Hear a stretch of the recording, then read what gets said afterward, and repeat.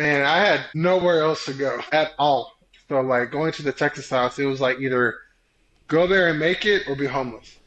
Especially after like meeting y'all, I felt like I knew this program would work, and I think that's part of the reason why I didn't want to do it.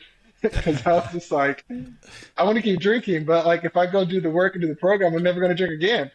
But I'm gonna live. But I want to keep drinking.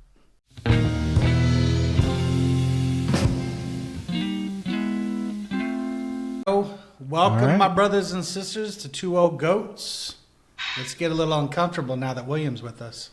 There you go. Let's trade a little illusion for some reality and see what happens. I still don't know what that means. Maybe he'll explain it later. Yeah, at some point. Shit. Yeah. All right. Well, William, you want to introduce yourself? Yeah, I guess, obviously my name is William. Of course, I'm an alcoholic. I'm a big fitness person as well, married and Houston, Texas, all the good stuff. And yeah, I'm not sure what y'all want to get into today, but let's go. Well, you mentioned you're a recovered alcoholic. Talk a little bit about maybe right before you got there, what got you there, or what it What? was like before. Kind of our usual deal, what it was like, and then what happened, and I mean not the whole thing, but just kind of Wow. just That's a big one.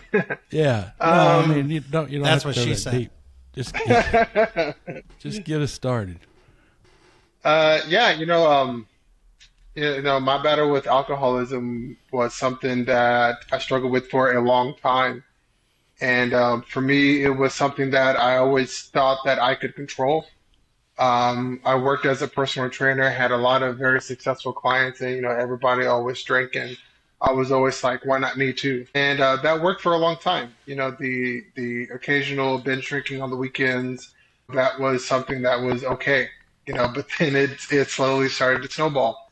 It went from just the weekends to weekdays, and then it just kind of just grew and grew and grew to the point where I was, drinking in the mornings before work, and eventually not able to maintain a job.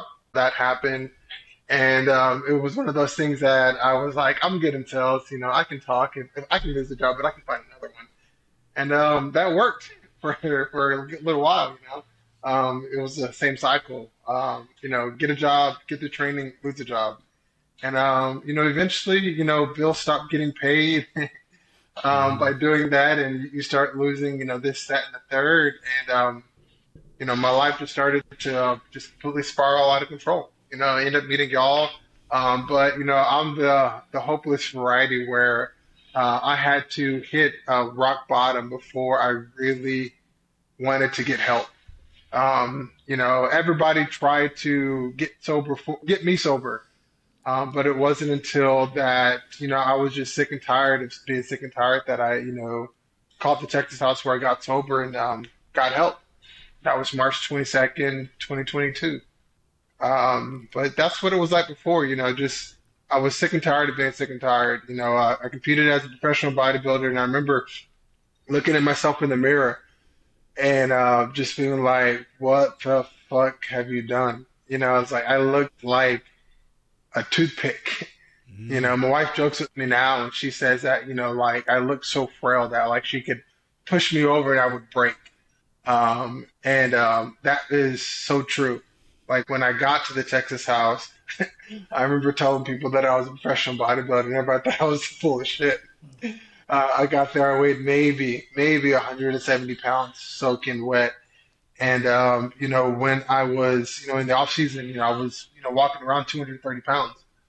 So I lost a significant amount of weight by the time I got to the Texas House.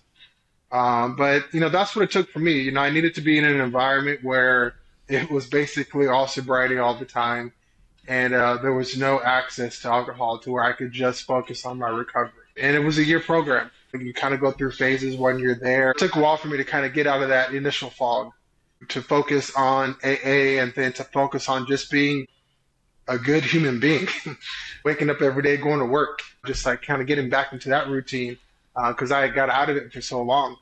And then you tackle that with, getting a sponsor and actually working the steps and you're going to meetings every single day. Then you eventually start going to other meetings and you start to get your network of people. My sponsor was big on getting phone numbers, so like going to meetings and every single meeting getting another guy's number and calling somebody.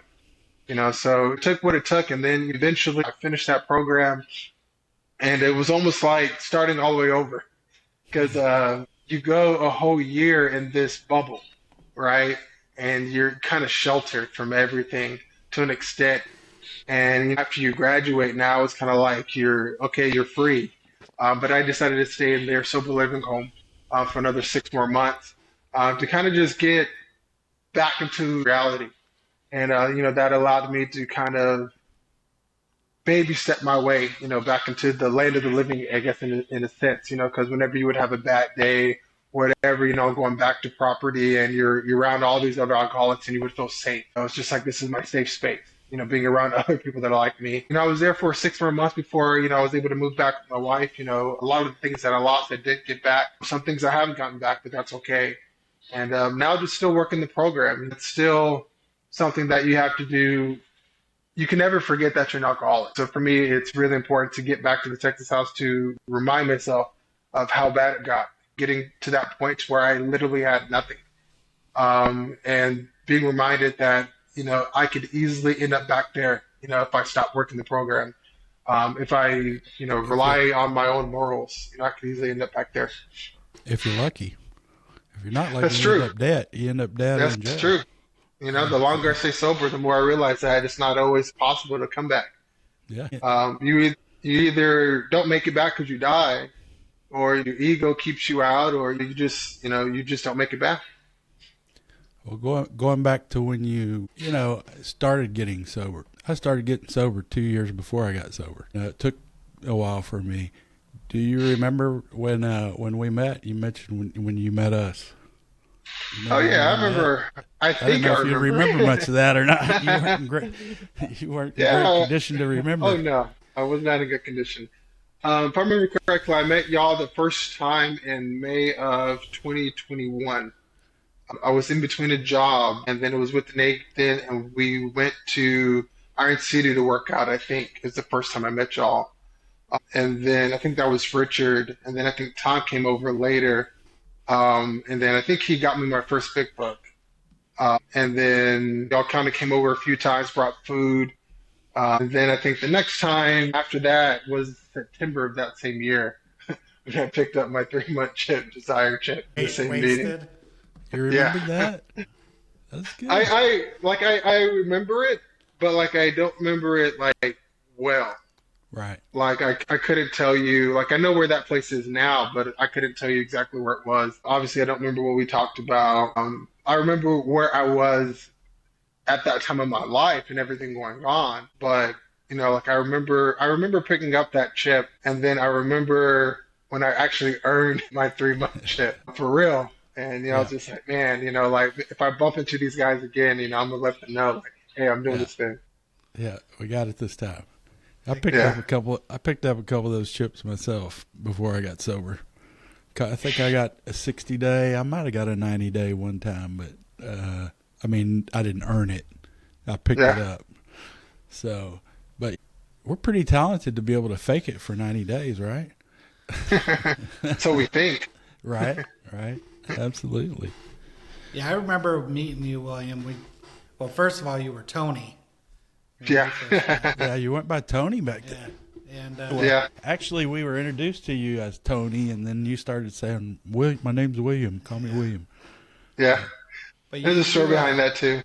You had a true sense of hope that you could figure this out. I mean, I remember sitting down with you. You were eating those tacos, and it's like, you need anything? You're like, I got it lined out, man. I got this insurance gig. I'm going to apply for this job. By the time training is over with, I already got my money for my week, and I mean, dude, you had it all lined out exactly how everything was going to happen. And, we picked you up a few times, took you to a few meetings, and then you vanished. And if I was a gambling man, I put all my money that I would never have seen you again. You were one of those ones that should not have made it. Yeah. Oh, for sure. There's no Oh, way. for sure. No, I can count in double digits how many times I should have not have made it. yeah, And like when I saw y'all that last time in September, it got a whole lot worse. yeah, So like it got a whole lot worse. yeah, Oh yeah, you're telling my story now. absolutely. That last year was. Yeah. I Well, don't know even how when I I heard survived that it. you got into the Texas house, Yeah. I was like, "There's Yeah, no I way. think There's no yeah, I way he's told gonna Nate. make it." Yeah, my wife thought I wasn't gonna make it either, which is true. But I'm a very goal-driven person, and I think like the chip system really worked in my favor because it gave me something to like reach towards. It's like, okay, cool, I got this desired chip. I really want to get 30 days. I really want to get 30 days. Because when I first got to the Texas house, I think 30 days was the longest I'd been sober ever. So I was just like, I gotta break that. I gotta break that. And then it was just kind of like stacking the chips. I always kept a chip in my wallet. And I was just like, can't wait till I get the next one. Can't wait till I get the next one. So that kind of helped me like get there. And then honestly, those first 90 days, that fog started lifting, and that was the longest I'd ever been sober. And my brain just started functioning, and I started liking how I was feeling. And at that point, it just was like a snowball. Just like, okay, I like this. Let's just keep going. Let's just keep going. Let's see how I feel like in another 30 days. Let's see how I feel like and it just kind of just went from there. But man, I had nowhere else to go at all. So like going to the Texas house, it was like either go there and make it or be homeless. So being homeless for me wasn't an option. Like I didn't want to go to another treatment facility. I didn't want to be the guy under the bridge. I was like, you know what? I gotta, especially after like meeting y'all, I felt like I knew this program would work. And I think that's part of the reason why I didn't want to do it. Because I was just like, I want to keep drinking, but like if I go do the work and do the program, I'm never going to drink again. But I'm going to live. But I want to keep drinking. Um, so it was one of those things that like once I like, when I dove in with 2 feet. And I was like, you know what, there's no turning back now. Let's just keep going. Yeah. That's awesome. Do you? Yeah, it Was was. there any? Can you point to anything, any one thing, or any like moment that just like, oh, this is it, I'm done? Or did it Yeah, happen all at my once, or did it take some time? it was obviously it was just everything kind of like building up and building up. But it was my last drunk. Like I'm a big planner, right? So I kind of had like everything like planned out. I'm living in town suites. But like I got a good job and I lost that. And I remember like I was gonna get my tax return back, right? And man, I was running out of money. Like I was having like no money. And I remember I got my tax return and I was doing the math and I just like got it another job. And I was like, okay, cool, I'm gonna be making this much money. And I got my tax return. This is gonna allow me to like if I use this just for my bare necessities, I'm gonna be okay. Like I can dig myself out of this hole. I can pay for where I'm staying. And 2 weeks went by and I drank so much that like I didn't do anything for 2 weeks. And I remember I went in an Uber and I lost my phone. Like I left it in the Uber going to a bar. So my wife had been trying to get in contact with me, and obviously like I didn't have my phone. And I think she had done like some welfare checks with the hotel to come and check on me to see if I was still alive. And then eventually she did come over, and she comes over. I open the door, and there's just like nothing but like beer bottles all over the floor, handles of vodka like just all over the floor. And then she was like, she said, I was just coming to see if you're still alive, and then like that moment, I feel like that's when everything kind of hit me. That's when I had that moment where like I went to the restroom and I just looked at myself and I was like, I can't do this no more. It's like, I'm going to die. I can't do this no more. And that was my jumping off point. That was the point to where like the next day is when I called Mr. Smith at the Texas house. That was when I was like, you know what? Like, I know this solution is going to work and I'm ready to put the work in. Stayed there for another week, go through detox basically. Just like having like the shakes and sweats and chills and like everything. It was miserable for a week. And then that next week was when my wife dropped me off to Texas house. I think that keeps people sober sometimes, is being afraid to go through detox, or it keeps them drunk. Yeah, it was one of those. It was one of those like man, like like here's your sign, like over the course of years, Right. because like I went through withdrawals like all the time, and I was going through it at first, not even realizing I was going through withdrawals. But then it started getting like progressively worse. So it's one of those things that like before you would start drinking again, you would be like, damn, if I start drinking again, that's gonna happen and that's gonna suck. You know, so it was one of those things that by the time like I had that last drug, I already knew what was gonna happen. I knew it was gonna suck, but like at the end of the day, I was like, if I get through it, I know I'm gonna feel better. But it was one of those things that like it was just horrible. You know, like you can't even like walk to the toilet because you're shaking so much. You know, like Hmm. you can't even like drink water. You know, it was just like oh, it was horrible. That's that people always say in our rooms. The insanity is doing the same thing, expecting a different outcome. I don't think so. I think that's just stupid. I always say insanity is doing the same thing over and over, like you just described, Yeah, no, knowing what's gonna happen. knowing Yeah, what's going to happen. That's insane. yeah, I knew exactly what was gonna happen, but I Right. did it anyway. You know. Right.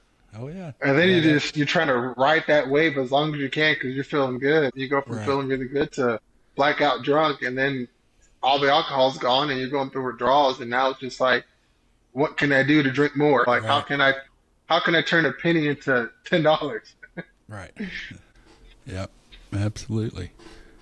Well, good. Well, how did so once you got it settled, got into the Texas house and got that program going and all that? How did what you learned there help you with? I mean, you got out, you hit the bodybuilding pretty hard, and you had some success this last year. Yeah, you know, everything, time takes time. You know, like for me, I compete in natural bodybuilding. And the good thing with that is, you know, despite all the drinking and the hell essentially I put my body through, it did bounce back relatively quickly.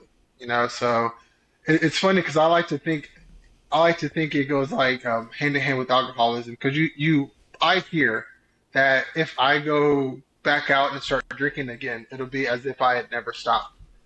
And because that's how the body works. And essentially, that's exactly what happened to my body, but with weightlifting just because I had stopped working out for that period of time, once I started back up, my body just kind of like picked up back where it left off, and then just kind of just as long as I kept eating the food, as long as I kept putting the work in the gym, things slowly started coming back.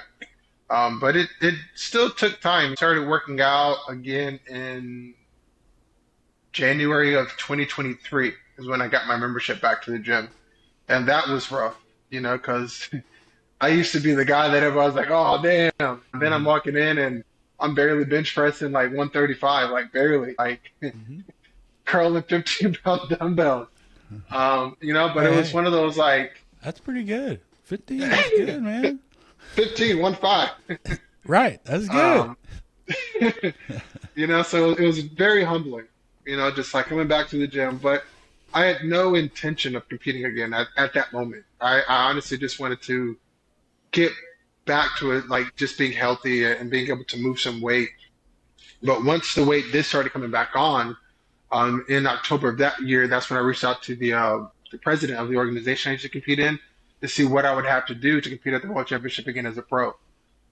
So it just kind of just like went from there. And then in January of last year is when I started my contest prep to compete again. But it was a long year. It was definitely a long year. A lot of like I forgot a lot of things. A lot of just kind of getting back into the program, and then towards the tail end is when I actually hired a coach to kind of really just help me hone in because I knew the goal that I wanted, and I needed somebody to kind of like help me get to that point, basically. I mean, one of the things that stands out to me with bodybuilders is obviously for me, is the freaking discipline it takes to eat the right thing, and go to Yeah, the gym and do all that every day. And I think the structure we learn, you probably had some of that because you were a bodybuilder before. But yeah, a lot of guys, and what I see at halfway houses, people get in there, they don't have any idea what structure to their life is, much less surrendering to a discipline for a goal or for whatever. And I think a lot of times that goes hand in hand with getting in here, getting the steps done, and instead of this people doing a step a month and stuff like that. To me, that's like the fat and lazy way. That's going to kill people. But you get in here and get in the yeah. I program. think. A lot of it has to do also with the Texas House, just with that program, because everything is so structured. So it's like, yeah, you get a schedule every single week and you follow your schedule. It's like, and then for me, I, in a sense, went out of my way to get extra structure there and have more responsibilities. So from the time I woke up in the morning to the time I went to bed, I had something to do, that was already, for the most part, pre-planned for me. And then after I finished that program, I just kept that going. With the job that I have now, with the company that I have now, I was working with the data analyst for that department. So I was going into work really early, just doing volunteer stuff, just because I wanted to kind of just help build up my resume. But it was just with the structure of the Texas South that kind of just snowballed into that. Just with everything as far as like, okay, cool, like, what does my sponsor want me to do? I'm going to do exactly what he says. And it was just more of just follow the plan. Like, it works, just follow the plan. And then once my training started for bodybuilding, it was the same thing. Just like I was already in the job that I'm in now. So it was like, wake up, log into work, cook my food, go work out, go to my meetings, like kind of just get into the routine, do the same thing. And then just for the most part, balance as much as I can, like listen to my wife, obviously, hey, we got this plan, cool. Let me squeeze that in and then just keep everything else going. But it's very monotonous. You got to be comfortable just doing the same thing over and over again. The beginning is easy because it's like new and it's fresh, and that middle part's kind of like tough. But then once you really start seeing results, then it starts getting like easier.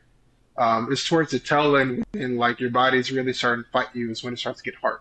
So for me, that was around the time I hired the coach because at that point, your mind's playing games with you. You're competing against some of the best guys in the world. So it's just like I need to think less about all this other stuff so I could focus on other things, and then have somebody else like, okay, cool. Like I'm looking at pictures of myself and I can't tell if I look better or worse, but my coach can. So I was like, I'm gonna just leave all that to you so I can focus on workout and my meetings. And that was basically was my life for the whole year. Yeah. So what was was there a big difference when you were training and bodybuilding before you got sober? I mean, even before you crashed, but and then after you got sober, is there a big difference in how you approach it, or is it same, similar? This was definitely the most disciplined I had been in the contest prep.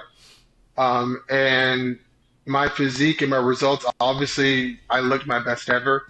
Because before, you got to keep in mind that like my alcoholism had always been there. And in my last contest prep, my drinking was just, it was already there. 2017, I competed at the World Championship, got dead last. I competed earlier that year, got last in that one. Got drunk the day before I stepped on stage. It was just like there was no control. But the years prior, I'm sorry. I was gonna say that didn't help your definition because it dehydrated you, or Oh man, I was so full of shit. My wife was like, "Are you sure you should be doing this?" I was like, "No, the way it works is speaking scientifically. The ethanol is going to do this, so it's going to, decrease the amount of water that's going to my skin. It's going to make me look a little bit better."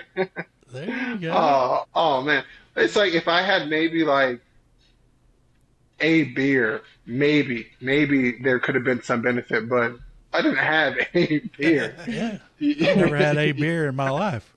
Never wanted to have a beer. Yeah, so it was one of those that like there was just no control. So this contest prep it was very different. Being able to be disciplined and focused the whole time. With my job I get unlimited overtime. So I was working. I averaged 60 hours a week for the whole year. So being able to maintain that work schedule, working out sometimes twice a day, still making time for everything, I wouldn't have been able to do that if I was drinking. I wouldn't have been able to prioritize it and do everything like that if I was drinking. My workouts would have suffered. I competed, I think, 5 times, and I got my pro card this year, in last year in November. So it was the very last competition before the World Championship was when I got my pro card back. And they competed that night again as a pro and placed second. But I wouldn't have been able to get my pro card if I had been drinking. I wouldn't have had that level of focus, and the level of competition has increased significantly over the years. Like these guys as amateurs are a lot leaner than they were when I competed last. When I got my pro card in 2014, that level of physique would not have placed nowhere near as well as what it would have. Um, I wouldn't have got my pro card with that physique this year. So being sober allowed me to kind of like step my game up. Being able to place top eight in the world. There's no way I would have been able to do any of that. Level of discipline if I had been drinking. Yeah, yeah. We think we could get somewhere close, but I tell this story because it explains what you're saying. Me and my neighbor would be mowing the yard in the summer. We'd wait till it gets real high, and we'd look at each other and go, "You gonna make round bales or square bales?" We'd start mowing. He'd mow his front yard. I'd mow my front yard. He'd go, "Hey, you want to have a beer before we mow the back?" And I'd go, "Heck yeah!" We'd sit down and drink a beer, maybe two, and then he'd get up and go mow the backyard. I'd go, "Where are you going? We ain't mowing now. We're drinking." Yeah, my backyard didn't get mowed. Yeah. So that kind of describes, what you're talking about. At least that's how it played out for me, and in the bigger things in life too. So good stuff. Tom, you got anything? No, not much. I'm just still amazed to see William and being near him. I remember when I saw him for the first time at the Grumpy Old Men meeting, I about lost my shit. I thought I saw a ghost. I couldn't believe I saw who I saw, and it was an amazing. It just goes to show that if you're willing to submit to this program, there's the possibilities are endless on what you can accomplish in life. Just to hear, that you were at that pro level before, but really wasn't doing much. And then this program teaches you that next level mindset, that next level discipline. I hear a lot when you're sharing your story, a lot of the third step, that you're just willing to, turn your will and your life over to something greater than yourself by hiring a coach. Just the mere thought, being at certain levels. I remember not too long ago, I was training for triathlons. I did all my research and I knew all my but I couldn't do anything. And then finally someone said, maybe you should hire someone that knows something about triathlons.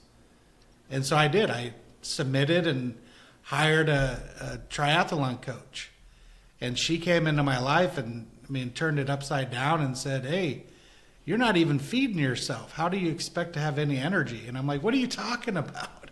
I argued with her at the first few times, but then I just submitted. Tell me what I need to do, and I'll do exactly what you tell me to do. And I did, and then I started. I think I finished 8 triathlons that year. Oh wow. Yeah. So Richard was there almost every single one of them. He was there. What distance were these? What was that?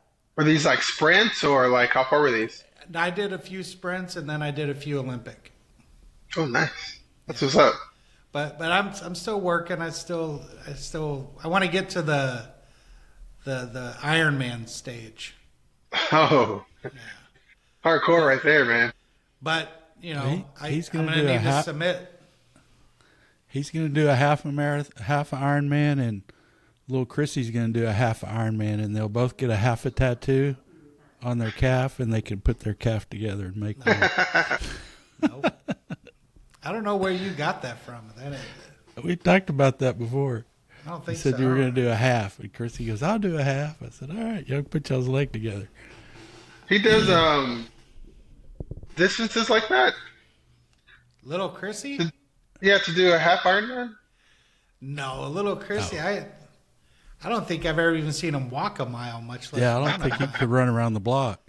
All right. Well, okay. I was just double checking because I was like, still doing a half an Ironman. That's still a good weight. Yeah. No, It's is. still it's like a half a 13-mile run. It's probably 70 something bike ride, 52-mile bike ride. and then I don't know how long the swim is. It's I think it's 1.2 miles. A little over a mile. Yeah. That's a He long said enough. he thank can you. do the swim.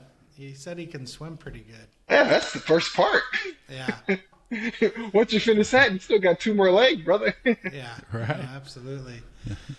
But he said he's willing to give it a shot. He's just got to start training. Yeah, there you go. Yeah.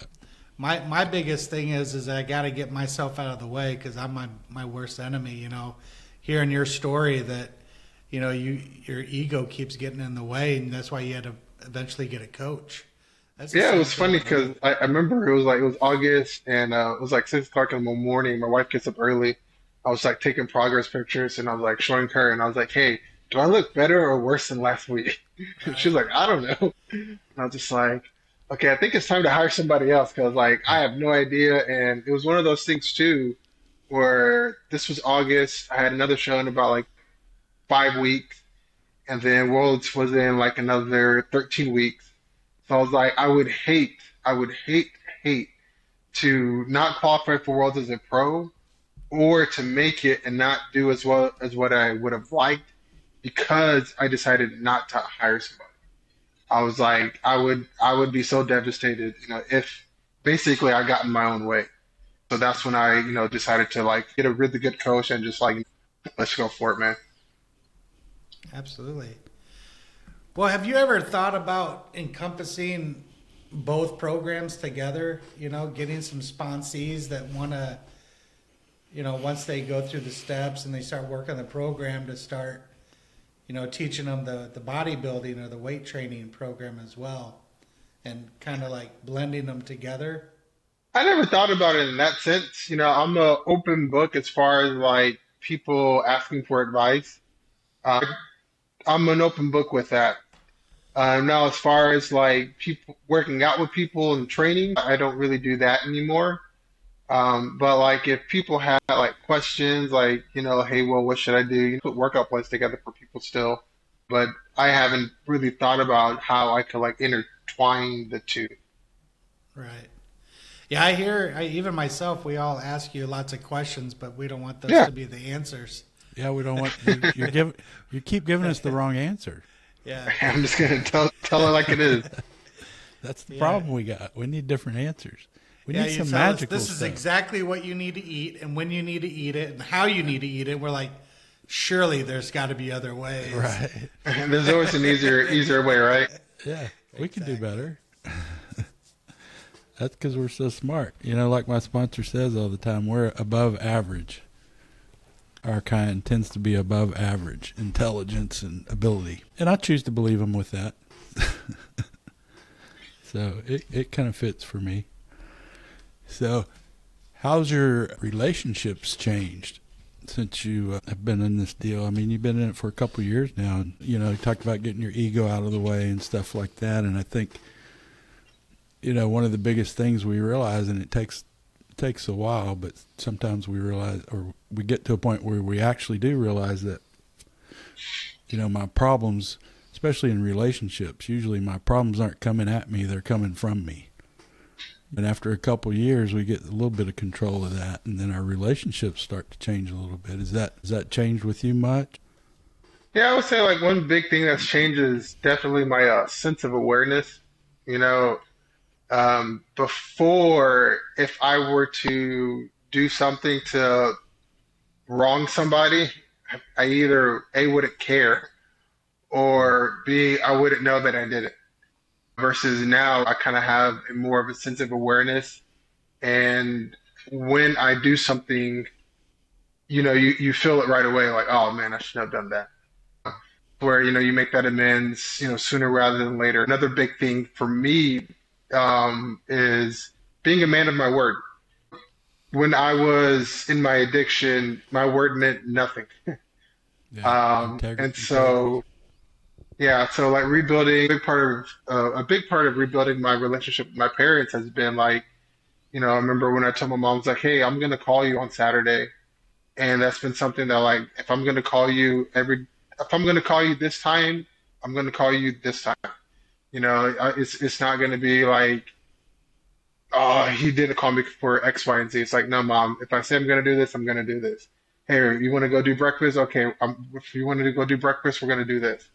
So, being a man of my word and, that sense of awareness have been like two big things that have been different with my relationships and have been like big key on like rebuilding things. Because I want people to be able to, rely on me. I want people to be able to, not be like Will's full of shit.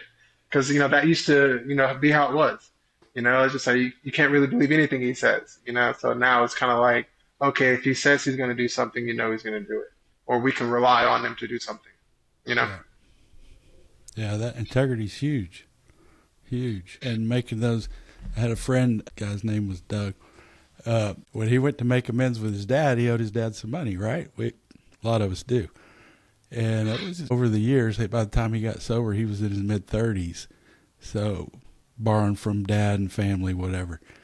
So anyway, he goes to make amends to his dad, and he goes, I think I owe you some money, and it's probably about this much. And he's thinking his dad's has no idea. Well, his dad pulls out a little ledger book. Well, as a matter of fact, this is what you owe, whatever, which kind of blew him away. But he did the right thing. He goes, okay, well, here's the money, and I'll send you a check every month or whatever. Yeah. So he did, and he got in the habit of it. He goes, I couldn't just like send my dad a check. It was back then when we wrote checks. And he goes, so I'd put a little note in there, hey, Dad, thanks for whatever. And whatever was going on, he put a little note in there. Well, he stayed sober for, still sober today, but he's probably 30-something years sober now. But anyway, his dad passed away. And when they were going through his stuff in his desk, there was a little box in there that had where the canceled checks and stuff from his son paying the stuff. Well, his dad had saved all the little notes. Oh, wow. Right there. And that was like, that's what meant a lot to his dad after. It was the payback was important because that's what we do, and he learned. But I think the big thing was he got to be tight with his dad again. A lot of times we do this work, we don't realize it's really affecting our relationships like you're talking about. If we can be credible and have some integrity and stuff like that, people want to be around us. People are interested in us, and that's one way things grow real big. So that's kind of why I was asking about relationships. Any crazy amends? Did you get kicked out of anybody's office? No, nothing crazy yet. Still haven't had the chance to make some amends with some of my family. But nothing crazy for me yet. I'm gonna hold on to that yet. Um, yeah, nothing crazy. There's just financial stuff, like very similar with my mother-in-law. Before I got sober, I forget how it worked out, but she gave me money, I think, through my wife or something. So there's just one of those things where, just got to pay that back. But nothing crazy yet. Like I said, with some of my family, I'm still not speaking. Um, but it's just one of those things where I just got to keep working my program, and if it happens, it happens. But just got to keep moving forward. Yeah. Yeah, that's Mickey. Was it Mickey B? He says he's big in, I think they're called acronyms. Time. For time, he says, this I must earn. It's going to take time. Mm-hmm. So I have to earn it over a period of time. But that's good. Good. Oh, William, I got a question. Oh. Yeah, go for it. I know you stated that, when you first met us, that you knew that this program would work, and that's why you didn't want to do it, because you didn't want to quit drinking. You were in that axiom, that paradox or whatever, that double-edged sword. Yeah. But now that you're sober, has sobriety given you anything in your life today that you would not have expected it back then? Any sobriety surprises? And like I've gotten a lot of things back and then some, so, just relationships with my parents. I never thought my relationship would be as good as what it is now.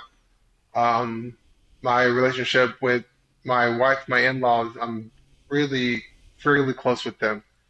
So for Thanksgiving, I took the whole family out just as a thank you. Still being supportive over the years. Just my health, I joke about it. There were several times when I shouldn't have been here, but the first time I was in the hospital, the doctors were like, "You're not going to make it till you're 35. If you keep this up, you're just not going to make it." And so, I remember, when I had my 35th birthday, I was just like, "Wow, I remember when I went for my physical for my 35th birthday, and everything was fine on my blood work and everything. My blood pressure was down. I was just like, holy cow, you know, like everything was so bad to where when they were like, how are you still alive? So, obviously there's like material stuff that you get, but for me, the biggest things are, my health and my relationships. I never in a million years just like saw my life being this way. I never, when I was at the Texas house, my wife and I were separated. So it was just like I didn't think it was possible for us to get back together. I didn't think it was possible for us to be as strong as what we are now. But it's just through actually doing what the work and actually showing up day in, day out that, I'm actually have been able to get where I'm at. Yeah. Wow. It takes a strong woman to stick around with one of us. Put up with that Telling crap. me, I don't know I how don't she know. put up with me. Yeah. I don't know why mine's still here. It's beyond me. She's a lot stronger than I am. That's for sure. Yeah. That's awesome. Awesome. Awesome. Well, would you say you're the best you've ever been? Yeah, in a lot of ways. Like I feel, I feel like I'm living two lives. I feel like y'all have heard that before. The life before sobriety and the life after sobriety.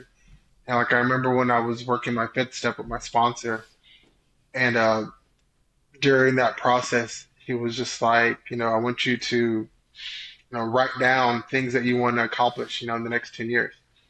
And then he was like, regardless of what you put down on that piece of paper, you're going to be selling yourself short.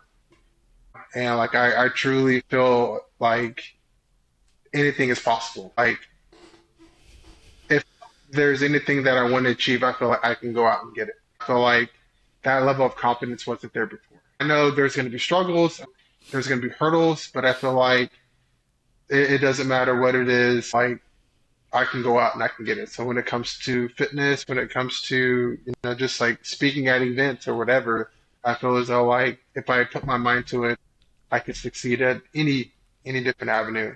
I feel like I didn't have that level of confidence before sobriety. It was more of a full of shit will. It's like when you talk to me, I remember just like my wife would hear me talking to people, and it's like, why'd you say that? That's not true. And now it's just different. It's just like now I can be honest, like, hey, I can't do that now, but if I really want to, I can go and I can put the work in and actually achieve Yeah. it. Yeah.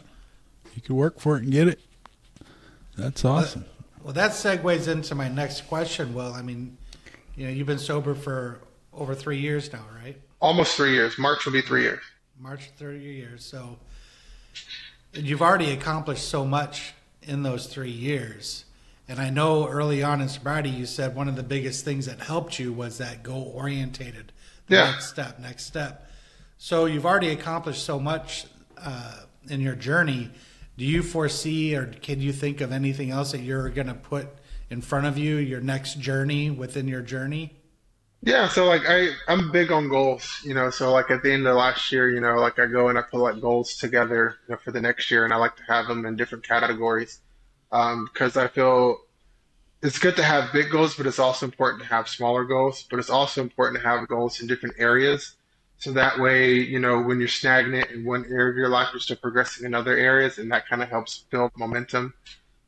So like right now, just like with fitness, everything's in the off season. So I'm still working with the same coach, so that way I can improve this off season. So when I do decide to compete again, either next year or the year after, I can bring together a better package. So I'm thinking about doing some international shows. This year, one goal is to go to the International AA Convention. I'm waiting to hear back from my job so I can get my PTO, so that way I can get my airfare booked and hotel booked. And kind of turn that like to like a big trip. So that's something big for me. I haven't been to any convention. I really want to go to that one. I think that'd be a lot of fun. Just like goals in different areas, like going to more speaker meetings this year, just going to more birthday nights at different clubs. So that way I have like something to look forward to with fitness, but then also something to look forward to in my sobriety. So I feel I could always be improving, but it's important just to have those small little uh, goals, so that way I feel like I'm always progressing. You know? Absolutely. You ever thought about doing an Ironman? Hell no. Hell no. I know what that entails. No. For me right now, bodybuilding is definitely the main focus. And doing any type of activity like that, I feel like it's gonna make it harder for me to accomplish my goal in the bodybuilding realm. It's just gonna delay things. So right Okay. now, it's just having that singular focus. I placed top 8 in the world. My goal is top 5. Oh, So it's nice. like the next time I step on stage at the world, I would like to place top 5. So who knows after that, what route I'll go. I'm 36 now. Master starts at 40, so I would like to compete as a master and as an open pro and be competitive in both. And so I think that'd be fun. So like there are guys that I know that are well into their 50s and 60s that are still at world class. So it's Right. just like it'd be kind of fun to kind of like be that person too. I've been doing this for a good little while, but they're been competing for, double the amount of time I have. Right. But no Ironman. All God right. no. Well, you were talking about the international for AA. That's up in Canada this year, isn't it? Yes, sir. Yeah, it's in Vancouver. Well, isn't Canada going to be the 52nd state or something like that? The 51st state? 51st. That what that they said? 51st. Yeah, I thought 51st was Mexico and then 52 was Canada. No? No, Mexico is not going to be a state. We're just going to clear it off and we're going to sell it, make some money. Oh, okay. We're just going to flip it. Have y'all done any big conventions? We've done CETA and a few locals and, more regional stuff than anything. Yeah. I've been to quite a few conventions. We do CETA every year. We didn't do it this year because it was in Houston. Yeah, we don't go Usually to it's in Galveston and we get a beach house and go down there and hang out and have a really good time. Shoot bows and arrows off the second deck up there down onto Yep. the beach and try not to hit anybody. Stuff like that. Well, we were planning on going to the Husker Roundup. It's up in Nebraska, and it's supposed to be almost as big as the international one. Oh, really? It's What time just of the year is that? I want to say it was in October, wasn't it? I don't. I can't you know remember what? I why don't we remember. didn't go, We but talked about it and then I yeah. forgot about it. My dad's up there. He's got like 34, 35 years sobriety, and he always talks about it. The How, problem is already getting kind of cold around that time too. oh yeah, it's already stupid up there. It's snow on the That's probably why I ground. didn't go. That's probably why. When we looked at the thermometer up there and it was still like 20 degrees or 2, we're like, yeah, I'm not able to make it. The planes don't fly it that cold. No. Yeah, so I was like, what time of the year? Because if it was summer, that would have been really nice. Yeah, I'll have to ask my dad again. It may be in September. I'm not sure. I can't remember exactly, but that is one that I've been wanting to go to because I've heard some amazing things about just how enormous it is. Yeah. Because if you think about it, it's centrally located, so it's easier for all places in the country to go to. So it's a little bit bigger. Yeah, it's good. Have you heard any of the? We giving you like the speakers that we listen to out of all these conventions and stuff like that. We've gathered up a few speakers that kind of speak to our program and the way we work it and stuff like that. Have we given you that yet? No, Have you heard of that? no. Obviously, the big one is Joe and Charlie.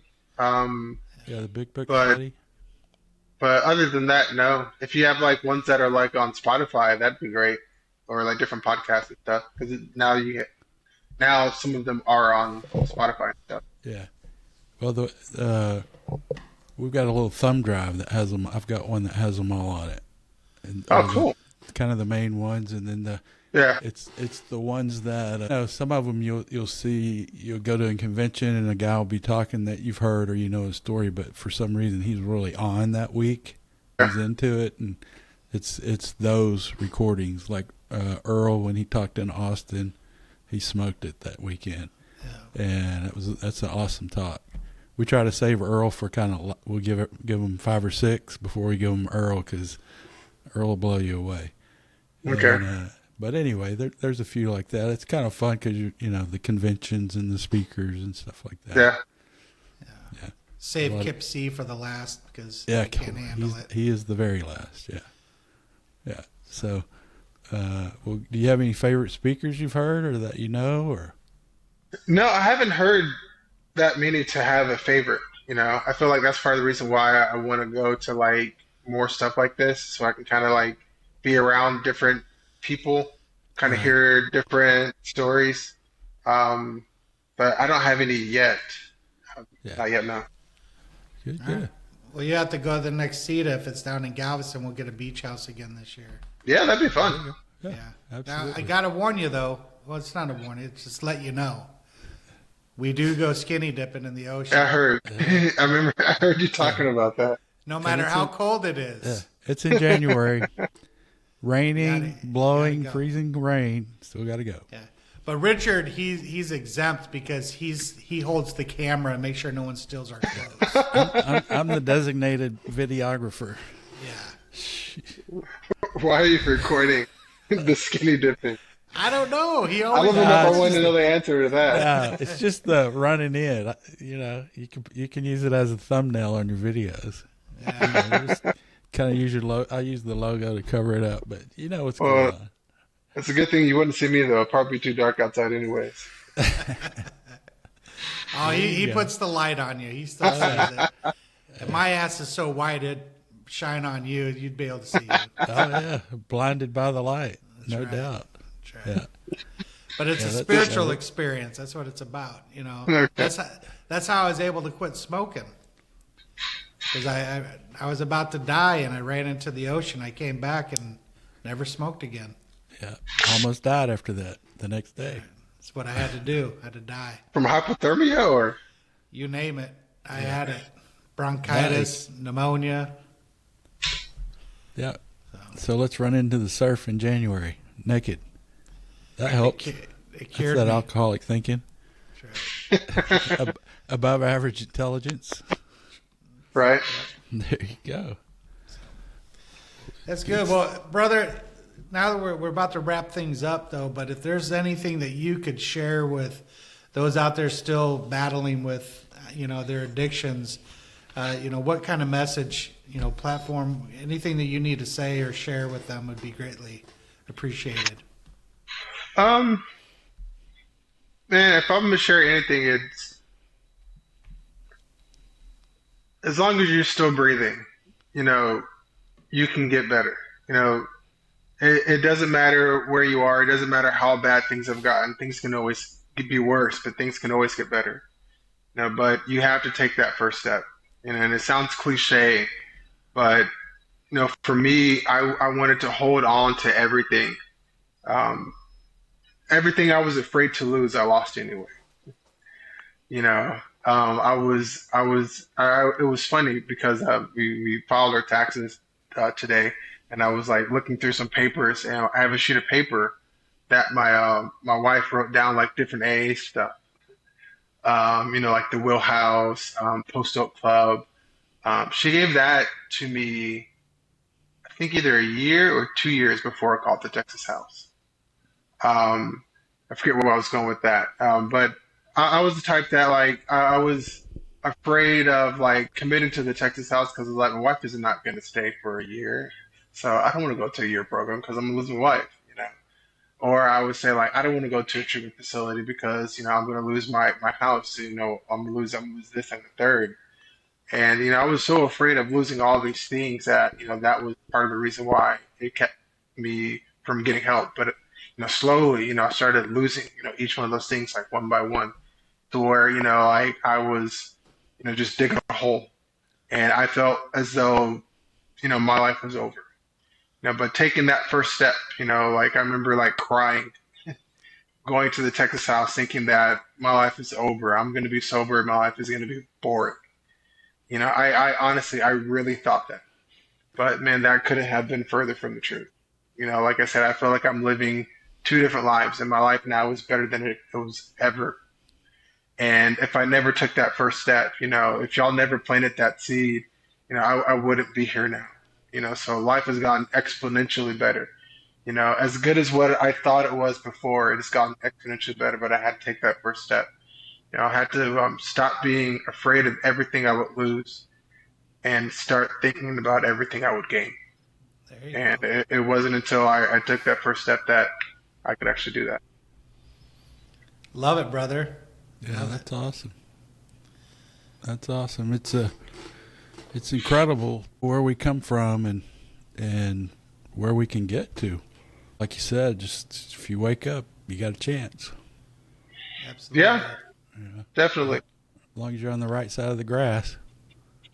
Yeah, it's like I always, I tell people, man, I wish I could like bottle up everything that I've gone through, and like hand it to like somebody on their first day, and then they can like stay sober. But it takes what it takes. You gotta go through it. You gotta go through that first year of sobriety in order to have that 1 year of sobriety.